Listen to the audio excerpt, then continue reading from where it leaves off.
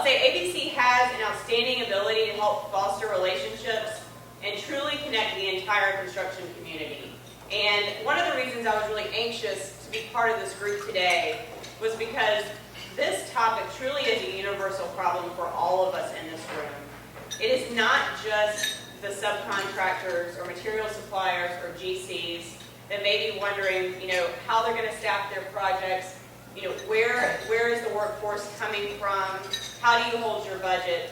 But we're all here today asking the questions and trying to find ways to manage the risk and figure out how we can be proactive.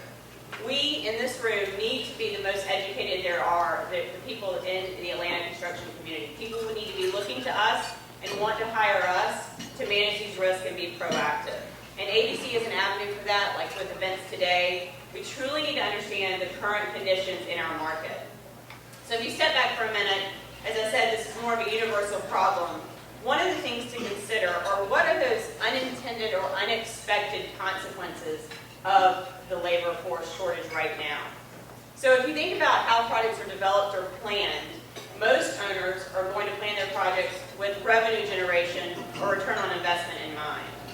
So if you have a labor shortage and we're not able to meet schedule, whether it be you can't add another crew to expedite the schedule, or the quality of your workers have gone down and you're not meeting that schedule, every day we don't hit an opening or a turnover could be a huge impact to the return on investments for an owner.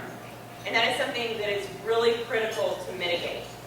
Another way to look at it is just the budget impacts. I think one of the biggest things I saw on the GC side was how do you hold those numbers? If a subcontractor or GC is awarded a new job, especially with the amount of work going on in Atlanta, and now they're paying really high premiums to their workers to even get them to their sites, we're not holding our budget, and every time we miss a budget, it's impacting potential revenue generation for each of these owners and clients that are hiring us for our expertise to manage that. Clients may not understand why this is happening, but we need to understand why it's happening, and we need to be in front of it and help them manage that risk. So how can we manage that risk? We need to understand the workforce, understand the labor. What is important to them? Where are they working? What type of environment do they want to have? When I reached out to some industry friends and kind of asked, how are you holding on to your workers? How are you recruiting more workers, to your company? There was some feedback about, attractive benefit packages or higher wage rates, but the loud and clear message that I heard was that our labor force in Atlanta wants an attractive site to work on. They want great site conditions. To me, this was surprising in another way that I had not thought about it before.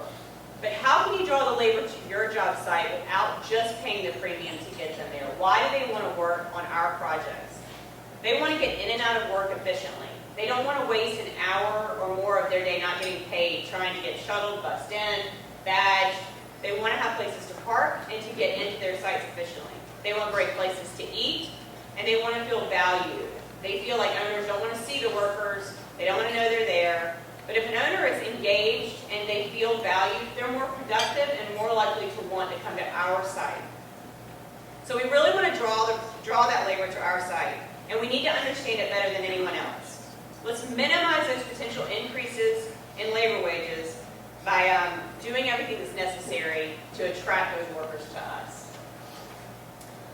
So we really have to get in touch with the labor force. So we have 4 amazing and educated individuals here today that are going to help us understand who those workers are and where they are and how we can get in touch with them. You'll leave here today with information, resources, and some contacts to help us be the most educated